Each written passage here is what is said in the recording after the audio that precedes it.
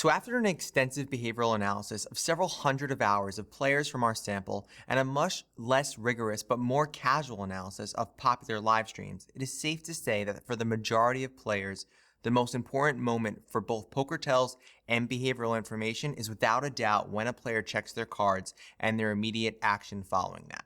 So for example, a player checks their cards and then places a chip on their cards right after. There is more consistent, usable, and testable information at this period than any other moment in the game. Now, I know a lot of you are thinking that this is counter to what you have read or heard. We assume that those high-stress, emotion-rich moments where a player goes all in with air or when all of a sudden that turn makes their flush is going to be the most important moment for the identification of behavioral information and poker tells at the table. This is a popular but very misguided notion for 5 very specific reasons, and I am going to go over each. Okay, so first is the fact that behavioral regulation tends to be the lowest pre-flop, meaning the level of cognitive resources a player dedicates to masking their behavior pre-flop is often significantly less than moments later on in the hand. Think about it. When you're playing, how much attention do you actually dedicate towards making sure that moment doesn't give off information? One of the reasons why there isn't that much behavioral regulation in this moment is that the majority of the time you're going to check those 2 cards, they aren't going to be playable and you're going to fold. As poker players, we are basically conditioned to not place an incredible amount of value on that singular moment. And as a result, we are more likely to leak information at that point.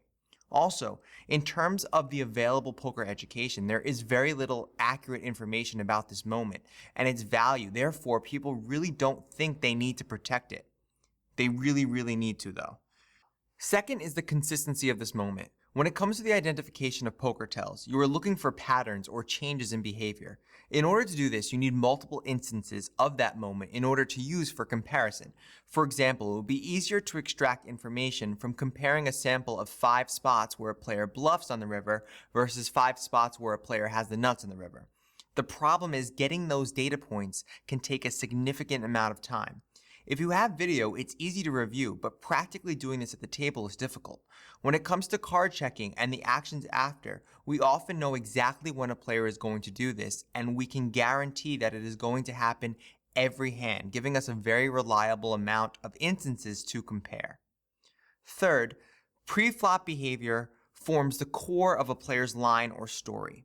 A player's action pre-flop, both behaviorally and contextually, is the single most critical point for information. I mean, even if you were playing online, you cannot deny the power of those first 2 numbers in your HUD.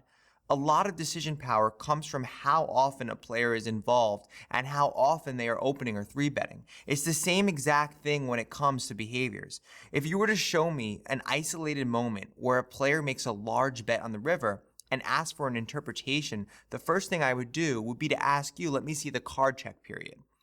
It's not always the behavior pre-flop or the behavior post-flop that gives off information. It's the change in behavior between these 2 periods. A player's pre-flop behavior and actions serve as foundational information that is critical for narrowing a player's range. For example, let's say at this moment a player checks their cards twice, looks relatively distracted, has a delayed apex, and then it limps. Later on in the hand, when the ace hits the turn, you can start to narrow potential ace-x hands with this nonverbal information. Fourth, it is often the most powerful moment for behavioral information.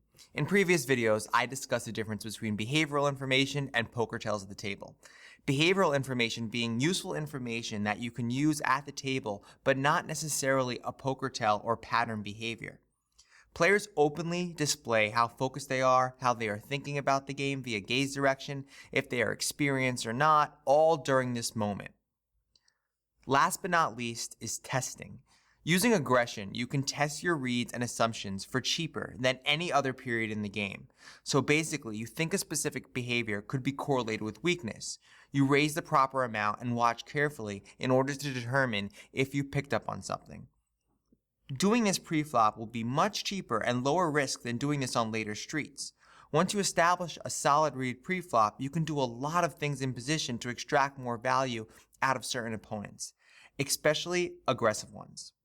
Finally, I just want to say one more quick thing.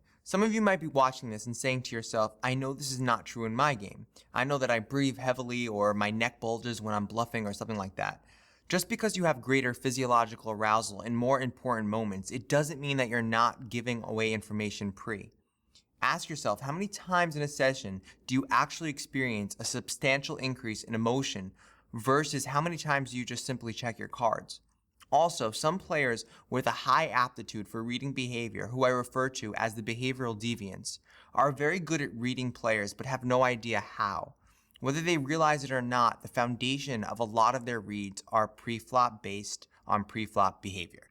Once again, thanks for listening. If you want to learn how to use pre-flop tells to identify strength and weakness and find better spots to bluff, sign up for our free training below. If you have any questions or comments, please ask below, and if you need anything else, please reach out to me personally at blake@beyondtells.com.